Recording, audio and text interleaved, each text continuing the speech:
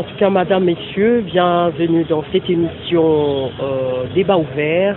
Nous recevons sur ce plateau l'administrateur du grand marché à la personne de Bompili. Avec lui, nous allons parler de ce sujet, vraiment qui est un sujet à controverse, le sujet du marché central. Il y aura fermeture ou pas? C'est tout à l'heure avec Bompili qui va essayer un peu de nous éclaircir sur ce sujet. Parce que nous avons reçu le syndicaliste, il y a ceux-là qui sont pour, il y a ceux-là qui sont contre, il y a d'autres qui projettent déjà des marches pour protester. Bompili, bienvenue dans cette émission. Merci beaucoup, merci. Je voulais signaler à nos téléspectateurs que cette émission sera beaucoup plus en lingala parce que c'est une façon pour permettre parce que ce sujet est touché bon nombre de la population congolaise et belé ya ba imboka oyo ba vivaka na marché central, donc il faut battre kanazandu pour que ba kekole sabana lelo yo marché central mokonzi mboka lobi ke non pour na Kinshasa bopeto pour que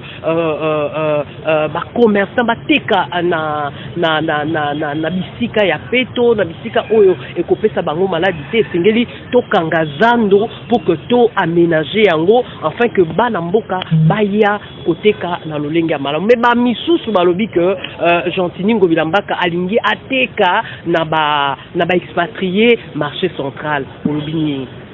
Merci mini maman. Et là, je suis content que Nema Oti Koloba et ça m'a plus na lingala parce que ba commerçant na biso lokwa tolobaka mingi lingala na kati ya marché central bayo kango vraiment malamu etambola likai biso oti koloba likambo ka motuya na kobandana na likambo ya koteka parce que koteka ndimti leki na mpe likolo liboso na kobandela bino ke mwana mboka Gentini Ngobila Mbaka ateki zando te botalanga malamu parce que nga moko tuna oloba so en tant qu'administrateur so lelo Gentini alobika teka zando c'est-à-dire nga pe musale bebi et donc on a côté na complicité on a dit na confirmé bino que Gentini Ngobila ateki zando te ateki yango te nazongelo si malami balé ateki yango te donc bolanda ba intoxication te bolanda bato bazoya na lokuta te pona kopesa bino kanda to pona kotinda bino na mabe ateki zando te, ça j'insiste avant tout côté la makambo susu abengaki ngai en tant que responsable na bino ya zando pona koyebisa que nazali na posta ya kobongisa zando wana ba mama pe bandeko na ya mibali bateka na ba condition ya malamu. Après avoir kobongisa yango bandeko bakozonga na zando ateki zando te. Ça vraiment na bêtise te na point wana. Mais ba msusu balobi que non ba syndicaliste autokindaki ba commerçant autokindaki komona sur le champ balobi que non Gentini Ngobila Mbaka linga ko misa zando comme un mall. Siko biso ba oyo totekaka na ba étalage biso ba oyo totekaka na se wana toko se retrouver ndenge nini. Maman, est-ce que vous bango que Gentini Ngobila 5 kinois ayebi ke ba mama oyo biso ba débrouillaka pe ba lier ba leisaka bana na bandeko na mibali wana pe ye moko pasala bandeko na zando non batika kokosa makambo on ali d'intoxication même bako bongisa zando ninga zana posa mais étalage rozanga te nani o ya alikani wana na TV amoni plan wana balobine ke étalage rozala te batika l'hôpital Gentini zana posa ba mama bateka na ba condition ya malamu bandeko ne bateka na ba condition ya malamu donc le wana tout bazolo ya lokuta mais balobi pe les sous balobi que non décision wana ya mokonzi ya ville ya Kinshasa et la décision moko unilatérale na sens que déjà o esalimaki ba biloko o ebungaki na confinement o elekaki il fallait que commission wana esisa musala nango na mois de février sikoyo nanu commission wana esilité tomoni kaka pour décision ya gouverneur eye pour que bakanga marché central est-ce que za ko kima nanu te ya makonzi ville ya Kinshasa pona ko résoudre likambo oyo esengelaki asala pona ko futa wale zali likambo mususu pona commission wana bazo continuer misala na bango mais lelo na yepona lobela masolo wana te mais so na lobeli opona lobelo makambo ya commission wana nga naza administrateur namonaki même liste wana kaka na bika to point moko il y a des bateaux nga na yebi que aza même ata commerçant te mais namonaki komoni na liste wana donc déjà kutu ya makambo ebele ezali mais nayelaki wana te eloko makasi nga na oloba na yo ke akimi te azali mokonzi ya ville amoni état oyo zando ekomi naasur ndeko nanga na otinda yo après émission oleka na zando ozwa image état ezando ndenge ekomi yango wana esengi ke olekaki déjà tomonaki pe bomoni état ekomi na état wana bolingi siko ye mokonzi ya ville atika ngo ndenge wana mpo bandeko na ye bakufa baépidémie ekota kuna mais eza mosala ya un jour te eza mosala ya 2 jours te bino bomoni kaka matiti ebongo so tokoti na macanalisation ya bamai est ce que eza kolekana ndeko na nga nazoloba yango bandeko na nga oyo batekaka na zando misuku to bazoloba to te nazoloba yango na ndenge mpena ya bosolo tolobela bosolo lelo zando ekomisi 50 ans l'air basalaki zando ezalaki seulement mpona 3500 commerçants ozolandanga mama siko lelo yango nazoloba te je pas fini yango nazokende zando basalaki yango mpona 3500 lelo tokomi na 3500 fois 5 au moins mais toza kaka na bâtiment moko oyo batikelaki biso mpona balatrine sikoyo balingi batonga na balatrine même ya sika basala yango mpona ekoka ezala bien vraiment par rapport à nombre ya bacommerçant oyo bazali lelo na kati ya zando bacanalisation ya bamai wana nyonso eza bouché yango nomonaka même soki zando mule beti mai ezongi eza travaux ya un jour eza travaux 2 jours ebongo so basilisi yango nyonso tu mais faut bachanger mpe image ya zando 50 ans yo yebisanga ke do yo lingo loba nanga mama te ke ozali na bilamo mama na somelaki na âge à 50 ans olata yango te ochange même bilamo na 15 ans ochange yango même là aussi c'est classe okomi siko ochange bilambati donc mpona olakisa ke toza kokende wapi na bato baza kokosa bamama wana baza kobongisela bango esika wana mpe koma kitoko epesa image ya kitoko et puis maman nayebi te okocontinue lelo na koloba il faut oyeba ke zando yali aussi ya site touristique nde nazali wana so otuni na baservice na ngai ya sécurité loka badgm bakoyebisa oyo ke nayambaka par mois même 300-400 touristes bayaka baye kovisite zando bazokanga yango bafoto mais image ya zando nini est-ce que ça normal mais soko est-ce qu'avenir de l'école okoki soko salela yango zando ezalaki soko yokoti otie même voiture na parking mais parking ya susu te non pas bato baleki te mais baavenue wana nyonso to ekomi impraticable et so natiki wana mama na ngai nazwi même na niveau ya sur le plan sécuritaire il n'y a pas de lumière dans le marché central il n'y a pas de lumière Boutou comment qu'on garde Babilok à Batou bien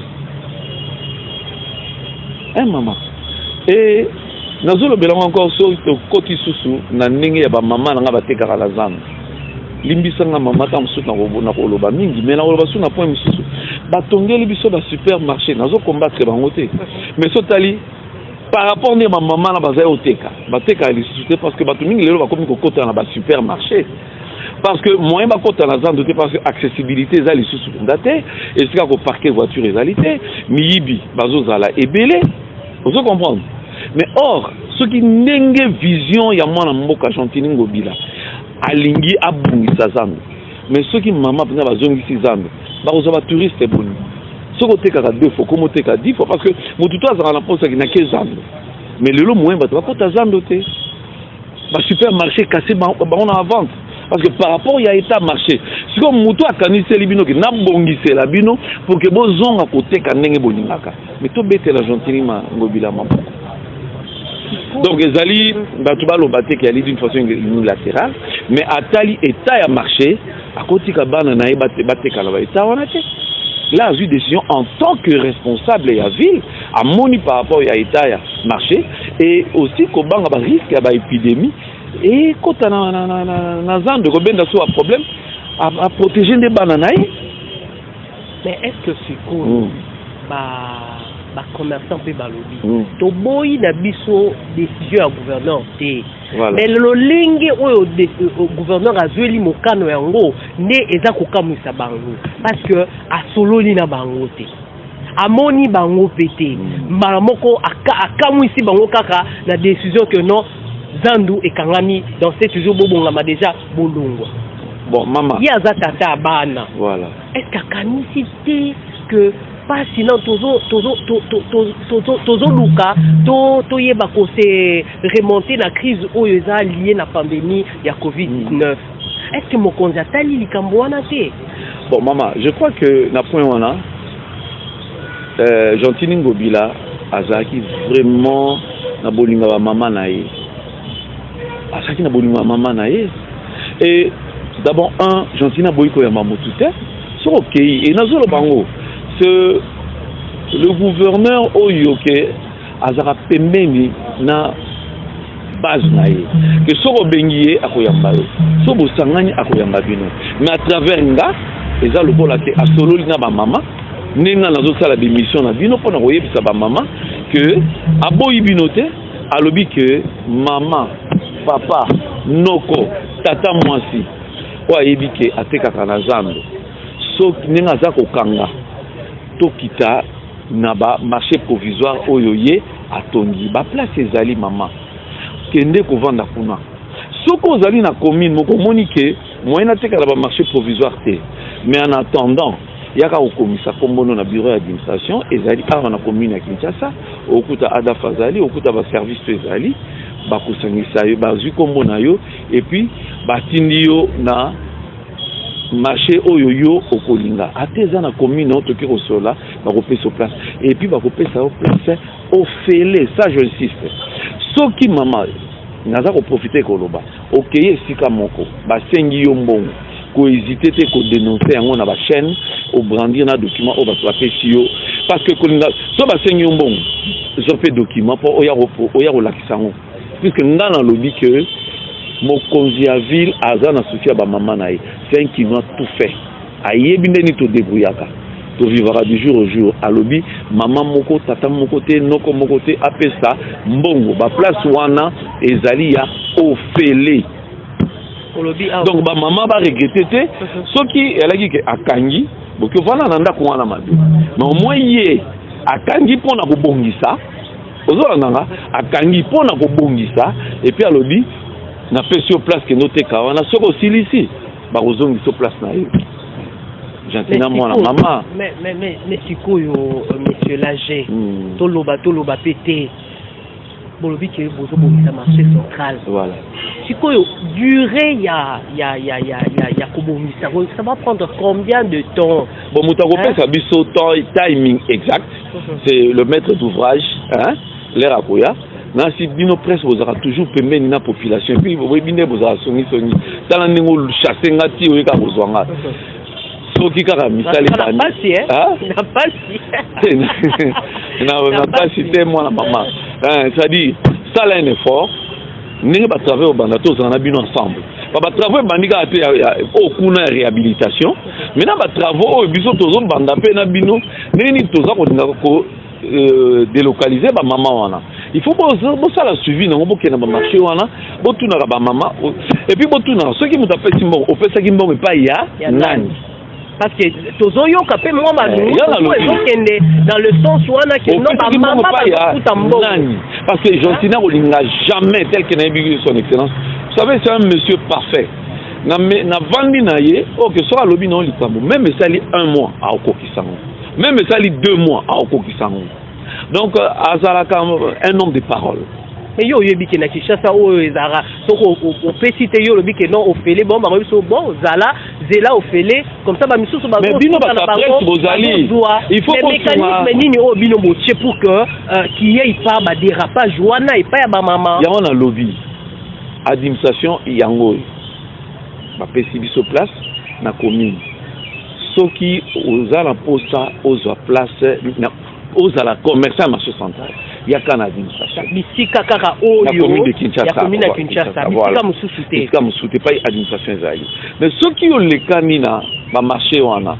sopo kutani na bandeko bazali wana ba représentant ba marché wana ba yambi yo malamu likambo ezali te ba yamba yo mais tokosenga nde bango mpe batindela biso badonné ya bato bayaki place na bino nasi tokosala réunion biso na bango mpona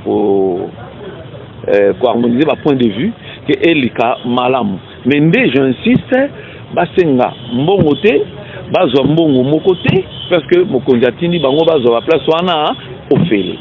commerçant oyo amoni ke naboyi na nga prénom kaba naboyi na awa na kabinda nalingi na ngai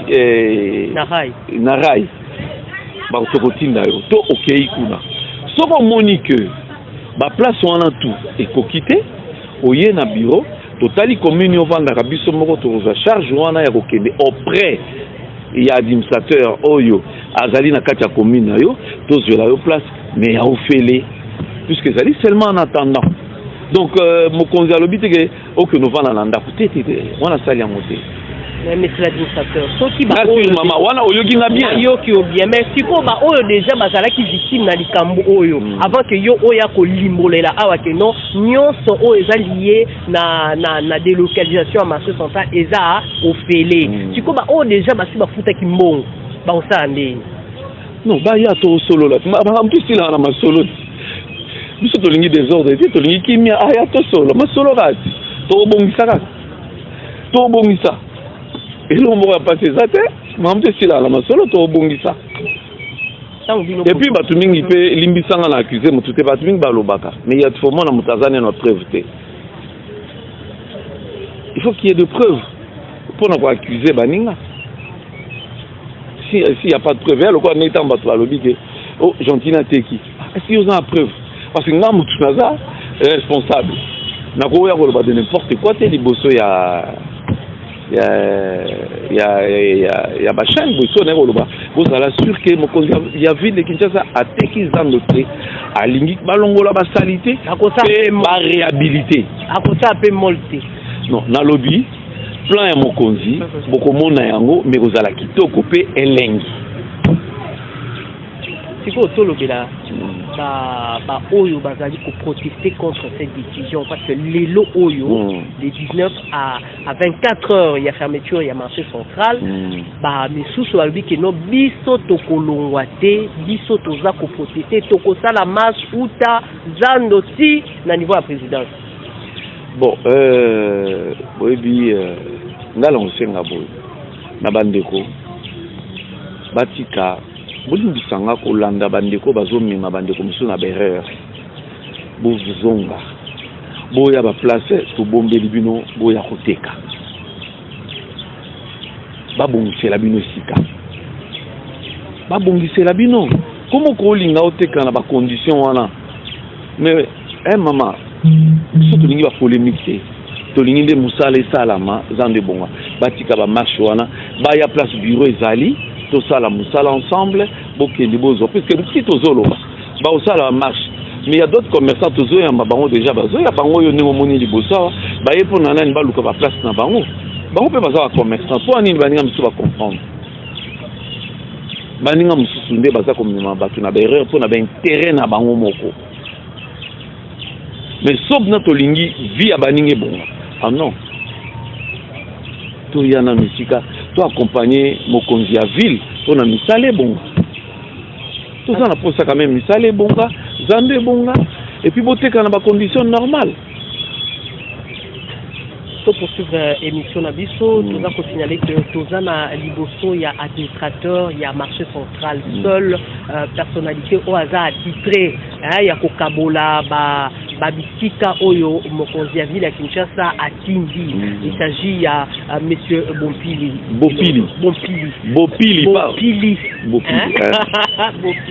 donc longo na yende tozali koloba likambo oyo ya marché central mais ba oyo mosusu baza koloba keno nini arrêté à gouverneur est un peu suspendu momentanément est-ce que ça est sonné madame vous savez nga nazali agent à la ville suis un administrateur ya marché central arrêté à vie ya mokonzi za suspendu à nini nga na yebi yango te nga na yebi seulement oyo mokonzi asignaki le 11 pour la réhabilitation et assainissement ya ville akanyango momentanément pour na kotia ordre na zando on a la yango et puis les a suspendu bon qui ont pas comment manungu eza koloba na cité toza koyoka baba babike non mokonzi ya suspendre nanu décision na ya kokanga zando donc tokoki nanu koteka est-ce que ngai ekomeli ngai nanu te mpe nayebi yango te mais en attendant mama mena lobi ata na kibomoto est-ce que tomilingi vraiment tomilingi yebisanga mama tambusa lelo kota na internet lakisanga na mboka ni oyo somona mutaye koteka amati likolo fulu ate carton bani koteka na mboka ni lelo na mboka ni somoni ke mutaye koteka a préparer à la déjà babot sombu le beta ibike maye kotonda na marché central azala déjà na babot et puis mboka ni oyo somona ke muta koti na marché central pona ko bima il faut akenesa moko bafuti mbongo basukolie makolo abimi na mboka ni maintenant balingi batona ba condition normale pour oteka ta mususu 2 fois 3 fois plus betela mutu wana maboko mais ba commerçant ya zando babike non bazala ba okaka victime ya guerre entre gouverneur na Hassan madame ngai bayoka na kité par rapport ya ba ko mususu yango esali que gouverneur a doit décision madame faut pas tokende na likambo to yela kité nga na yela ki likambo ya délocaliser ba commerçant pe na yela likambo ya expliquer le pourquoi on a fermé le marché central pourquoi on ferme le marché central. Troisième point na nga ezali réalisation ya délocalisation un point est très et moi je parle de mon chef qui est Gentini Ngobila. Il n'a jamais été conflictuel. C'est un bon monsieur. Un chic monsieur. C'est pas Nazolo Bayango. C'est-à-dire, moi je parle pas de Ramsoune Goloba. Oyo, au continent à Tindinga. Puis ils allaient pour l'intérêt à Bakimo. En tout cas, toujours que moi, muke na suka émission na biso todingi lisusu monsieur Bopili o limbole la biso penza na bokuse o etali likambo ya marché central parce que esengeli to tia point sur les vies par rapport ya question wana parce que lelo tozo mona likambo wana muke mais il faut tala yo o gera zando o gera kazando yebi monde o eza na kati ya zando. Est-ce que les lois qui décision on a un gouverneur ils a bien respecté ou bien binoba oyo esengeli vous faire appliquer décision on a est-ce que vous ne craignez pas que qu'il y ait peut-être des retombées négatives? Mamanga na usenga ezali kamu ya Argentine ye mon côté ezali likambo ya biso nyonso surtout to tchaye maboko a réussir yango parce que ezali intérêt ya ville de Kinshasa c'est intérêt ya ba commerçant wana ezali likambo ya ye mon côté parce que aujourd'hui ceux qui t'ont accompagné mama zando wana bongi mais tout le monde robeta maboko ndena lobi na yo même so to lobi lelo to longola matiti o ezana kati ya zando mais mama eza même likambo jour moté et ngana loba na yo au côté de la pavillon 5 au côté de la fissure mokesala mikuna na ba béton wana ba oyo banda mindele ba sala ceux qui kaka béton ne coller les bâtons on peut perdre même 50 personnes ceux qui se koué boya kolobani peut pas coller les bâtons na ko souhaiter mabe et pour na bande ko ngate mais prenons que le que ça li mabe et coller les bango même bateau bazo za contrôler ba okima mais ce ko ba lobi ke ba bongisa yango ba tela biso loko ya malamu. Mabezani, madame, est-ce que Kotika et Loko est continué dans ma baie, n'a qu'au bongisa, ni no yogolinga, ta son a tourné, oh lingani. Olinga malam. Ah mais c'est quoi? Ma baie ni les alliés. Problème les alliés de bande connus surtout. Moko azali ennemi à moningate, moko azali combattre moningate, baya tozala ensemble, toi accompagner Gentini Ngobila. Azana vision ya kitoko ya kobongisa ville ya kobongisa marché central pour na bandeko na ye bateka malamu oyo bandima ki ekazala mokonzi na bango na kati ya ville de Kinshasa to accompagner ezali kamu na ye moko ezali kamu ya biso nyonso to tsayi maboko Mais est-ce que peut communication à Zando? Est-ce que vous ça la musala là? Yango déjà nga nazo ça na yo. Est-ce que vous ça musala parce que tozo sala awa mais na niveau pe ya ba base ya Zando. Est-ce que baza ko faire suivre ba message oyo bino boza ko relayer ya mokonzi ya ville ya Kinshasa? Eza matumususu baza matoi makasi Mama merci mingi nengo lobi. Nga na osenga na bino bandeko bazali ko sensibiliser makasi pe na kati ya Zando bazali bandeko ba syndicaliste bazali o pe na osenga ya faut travailler na bango bako yebisa bino ndenge bango pe bazali ko sala musala on apona ko accompagner gouverneur pe na osenga su na bino même ba journaliste bon accompagner son excellence monsieur le gouverneur na likanisi o ya ko bongisa mboka parce que zali ceux qui est bongi to robetaka maboko. C'est qu'on a baza ko résister, baza ko croire, c'est jusqu'à présent. À 24 heures, il y a fermeture à Zando. Ba mususu bazo ndima ba oka te ke non Zando ane okanga. Biloko na bango ezaka. Ba délocaliser no biloko te. Mama, tozaki na ba mois ba férié. Musale bandi lelo ba ko ya to ba ko ekokanga makaka. Ça fait un. Mutumo azaka likola mibeko azate. Oyo amonito alikambo yo azana posa azwa lumière aya na bureau ya marché central to repesa explication mutu mo avenemi ya mutu te tozo ya mamutu nyonso ata ozaki na mois d'août yaka to expliquer yo le pourquoi oyo musala ngo sala makuna le pourquoi o bakangi Zando na temps ya muke po ozongela musala na c'est comme maman ateka matembela lobi ngai na yebe ata ndenge nini na kobandela te ndenge nini na kosukisa te ngala teka na matembela est-ce que ngape na za concerné na likambo wana ozali concerné parce que teka na Zando oza commerçant Zando oza concerné eta lipeyo yaka pe wapesa vesika na yo oteka ndunda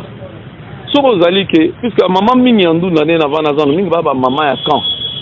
côté quand le fond là mais wenza rai ezali yaka bapesa bino rai po rai mingi tonto tshongo na maman ya ndunda ba ya wana bapesa bango ba place ofele et puis po nikolinga oteka kaka na ski. En tout cas, naïbi te fait qu'on a moi du Cambouya Koubaki, ça peut être commis vraiment na. Du Cambouya ya suka mama ezali kaka. Et pas ibolingo ezalaka, et pas nzamba azali. Et pas ibolingo ezalaka, et pas nzambe azali. Tozana bolingo. Ya koyoka et puis muta tosaka bakonzi amataka. Tosane mokonzi alobi et osa biso malamu. Bandeko nanga bino nyonso mutu moko aza ennemi ya moninga azate mutu moko azali contre moninga te mais boya babongisela biso esika na biso koteka bakombattre biso mingi na bandeko batongi ba supermarché moye biso soto sa musa malamu ezate bino siko boya botia biso poa pona ke mokonzi ya ville atongela biso loko malamu po bozonga ba place na bino pe boloba ke tozwi biloko ya sika bokomona nde ba recette nde banozala boko sepela en attendant ba pesi bino ba place na ba marché wana obino boyebi tozali na awana kabinda tozana rai tozana itaga boya na ba marché musu ezali pe na ba commune tokopesa bino ba place ya ofele to bolekani pa ba délégué o bazali wana comme ba représentant bakopesa bino ba place ofele ce qui mutasengi yo mbongo ko hésiter dénoncer yango gouverneur apesi bino place wana ofele apesi bino naza kozongela ofele na lingala o alingi moi français c'est gratuit. Merci. En tout cas, merci de nous avoir reçus. Hein? Donc, to yeli susu kobeta tete na yo mama oyo za ko hésiter na o etali gratuité ya ba marché oyo mokonzi ya ville ya Kinshasa apesi na ba commerçant na ba commerçante balobi eza ofele yo oyo oyebaki na kopesa mbongo pona tina ya kozwa mo esika yeba ke non baleli mbongo ofele donc soko lingi osiko tareku yaka epa ya blose bopili aza awa na niveau ya commune ya Kinshasa aza ne awa chaque jour aza ko enregistrer ba commerçant na ba commerçante ba oyo balingi ba se délocaliser parce que ça déjà décision oyo et mokonzi ya ville ya Kinshasa asi akwesi donc ekozala toujours appliqué donc to sengi na bino ba mama bino ba oyo bozali ko hésiter boya na lombangu monsieur l'administrateur azali awa aza ko enregistrer bino pour que affecter bino na ba marché parallèle au mokonzi ya ville ya Kinshasa ayebi na kobongisa na yango to pesi bino matondi bino ba o bolandaki biso bisika nyonso na mokili mobimba na Angola na France na États-Unis donc to pesi bino matondi bo continuer tango nyonso na kolanda émission oyo eza tango nyonso kolukela bino ba sujet important d'actualité donc to pesi bino matondi merci na Jerez Mabeka wazaki et derrière la caméra Guillaume Zinga merci na Amisi Shomba merci na tonto Ebongo Bijou Njonji Bateko ba oyo ba concouraki po na réalisation ya émission oyo quant à moi na retrouver bino prochainement avec un autre invité. Au revoir.